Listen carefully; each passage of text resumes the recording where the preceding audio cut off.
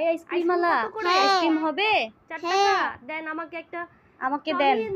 Tommy and Jerry ice cream দিবেন আমাকে দেন টমি and Jerry ice cream বলে দাদা আমি দিই দাদা আমি দিই